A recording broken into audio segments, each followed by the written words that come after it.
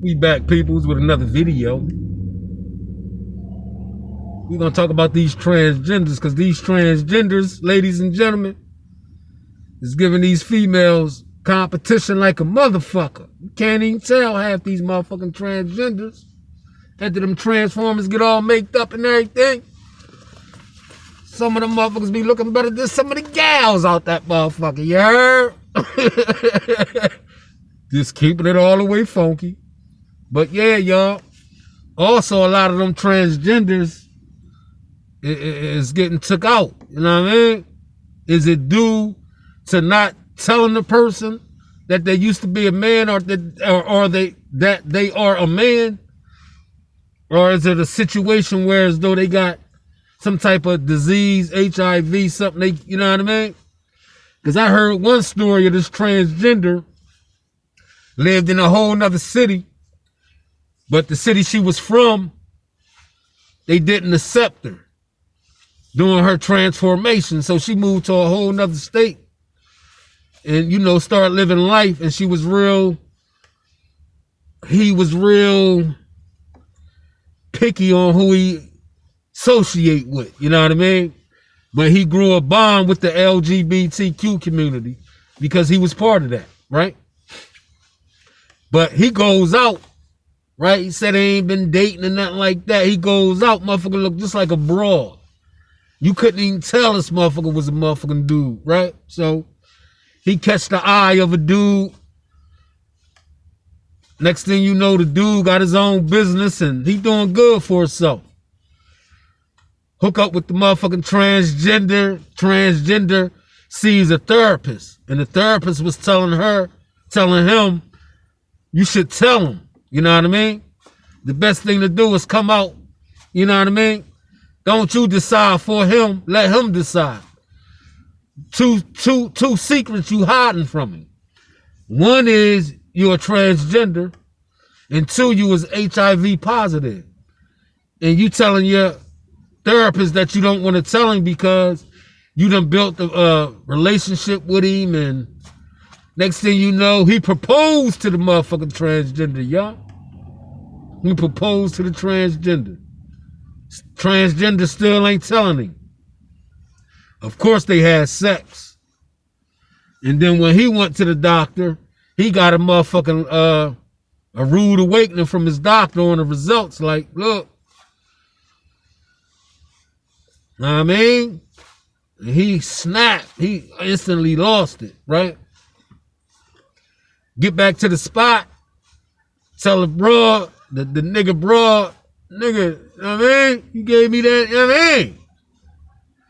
And the situation happened where as though he was hot. He was hot. He lost it. And he ended up leaving, but he told his best friend. His best friend knew something was going on with this dude in the beginning, you know what I mean? Just couldn't put his finger on it. But his boy ended up gunning down the motherfucking transgender, you know what I mean, for fucking up dude life by giving him HIV, you know what I mean? But in that situation, the transgender lost his life. My man best friend lost his life. And then the dude that was dating the transgender, he got to take medicine for the rest of his life because he basically lost his life. There's 3 lives lost, y'all. His best friend got locked up. I think they gave him life or something like that. But this story right here, ladies and gentlemen, it's another story of that. You know what I mean? A 34-year-old transgender woman killed by a 17-year-old after a meetup. Let's get into it. We're going to watch it together, y'all. This is John right here. Just screenshot that. That's the story there. Let's get into it together, y'all. I had to put a comforter and sheets on the floor and walk over her blood every day while we removed her belongings. The whole time wondering what the last minutes of her life was like. That's an image that I can never... This one of her best friends here, I believe, reading a text message, I guess from her friend. But this is a transgender right here too, y'all. Her friend that's reading the text. She's a transgender too. Get out of my head. This is the story of Asia Davis, a 34-year-old black trans woman who was killed by 17-year-old Carlos Cotland after the two met up in a hotel room. Asia, who previously worked as a dancer in a club, had recently completed nursing school, ready to embark on a new chapter of her life. But on the first day of Pride Month in 2023, her future was stolen. Asia was found dead in a Highland Park hotel room, the victim of a single gunshot wound. Her accused killer, Carlos, a 17-year-old who now faces charges as an adult. What led to this tragic encounter? Was this a random act of violence, or was Asia targeted for being a trans woman? Welcome to Viral Crimes. Subscribe and hit the bell icon for more stories. This story takes us to Detroit, Michigan. Once the center of the automotive industry, Detroit has a reputation for reinvention and pride. Despite its challenges, it remains a hub of creativity, community spirit, and activism. However, like many cities, it also faces struggles with crime and inequality, which can affect its most... You understand me? Every city faces crime. All right? Every city in town, goddamn it, it's crime everywhere. Stop pinpointing one goddamn city. Vulnerable residents. Highland Park, a small city within the Detroit metropolitan area, is where this tragic story unfolded, a place that serves as both a home and a battleground for those fighting for safety and dignity. Asia Davis, affectionately known as Charm to her friends, was raised in Detroit by her mother, who taught her the importance of kindness, strength, and self-expression. Asia grew up in a close-knit family, with her mother and siblings as her foundation of support. You understand me? From a young age, Asia knew she was different. Now right here you might know that that's a dude. Right? That was Asia coming up. Right? And she embraced mother, who taught her the importance of kindness, strength, and like many cities, it also faces struggles with crime and inequality, which can affect its most vulnerable residents. Highland Park, a small city within the close-knit family, with her mother. And then that's her.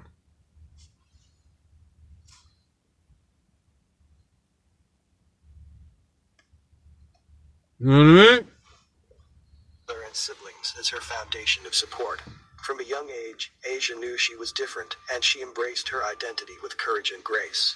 She transitioned from male to female in her early adulthood, despite the societal challenges she faced, and became a fierce advocate for herself and her community. Her journey was one of self-discovery, resilience, and pride. She was unapologetically herself and faced many struggles trying to navigate the world as a black transgender woman. I don't give what y'all say about me. I'm still that girl. Period. That's what I feel about myself. If you don't feel like that... Hold on, y'all. Remember the societal challenges she Had to turn off the notifications, ladies and gentlemen. Faced, and became a fierce advocate for herself and her community. Her journey was one of self-discovery, resilience, and pride. She was unapologetically herself and faced many struggles trying to navigate the world as a black transgender woman. I don't give what y'all say about me. I'm still that girl. Period. That's what I feel about myself. If you don't feel like that about yourself, then that's on you. But I'd be damn if a bitch get on bitch. I let niggas run all through the house. Yeah, that's what you really mad at. That's what you mad at. Because I had them niggas coming all through that bitch. Bitches was giving me money left your motherfucker. I'll bang that motherfucker out. That's what bitches is mad at.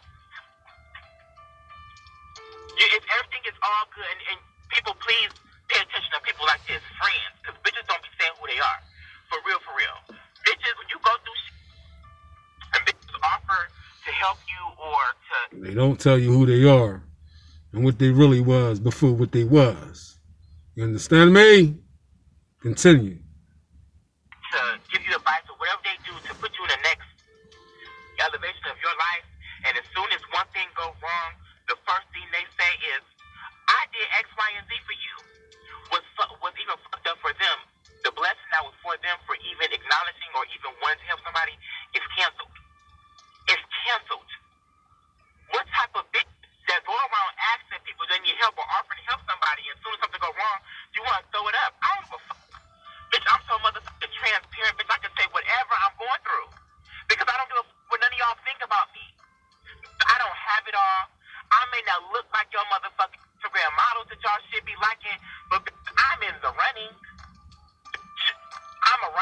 I'm in the motherfucking running, bitch.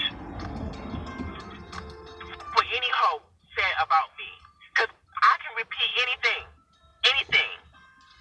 You had a problem with me being at your motherfucking house, and I was running motherfucking niggas to your house every time a nigga came over, you knew about it. And this is not regular niggas. These were niggas who was putting money in my motherfucking pocket. So at any cost, bitch, I don't give a what's your attitude about. I'm going to make my money. If you had an issue or problem with it, you could have just said something to me, and that would have been that instead of giving me the okay. Oh, but it was okay when we was cool and we was getting along and we was reading and talking about everybody else, right? Now we ain't together. You want to think you're going to read me? You can't. You can't. Just are not in 5-bedroom motherfucking houses and driving Lamborghinis and Range Rovers and shit. This is the motherfucking subsidized motherfucking rent. It's driving old schools, bitch. No. We are not the same. We're not. And the first thing you want to say, oh, jealous. Bitch, I ain't never been jealous of nobody in my life. Nobody. It's only one. I don't look at no other hoe. I'm not pressed by no other hoe. I'm not bothered by no bitch. None of that. None of that shit. Because I can battle with the best of them. For real, for real. I done lived the life with them. Detroit, and there's no offense to you people who live in Detroit, but bitch, it's another world outside of Detroit. You do know that, right? There are places that are way better than Detroit, right?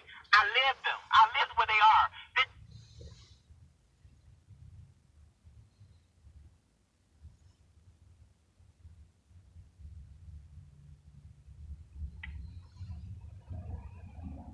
Condos, $1,300 rent. I've done it by myself. This, you pay $700 a month for rent. I'm at the room. I pay $85 a night at the room. You add that up. Bitch, that's your rent in a week. You're not doing nothing for real, for real. That's what this is about.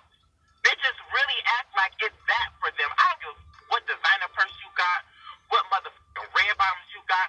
You can have all that shit, still be an ugly ass motherfucking person inside. So when I notice that about you, all bits are off. Yep, you are ugly with some red bottoms. You are ugly with a bag. I'm not in the place that I want to be because I'm not sure if I want to live in this dirty ass city with y'all dirty looking asses. That's why. But I have other obligations. I have an 18-year-old cousin who just hung herself in the back of her motherfucking dad's motherfucking house. An 18-year-old cousin. I'll be damned if any let me feel like that. You will go before I go, stupid. We will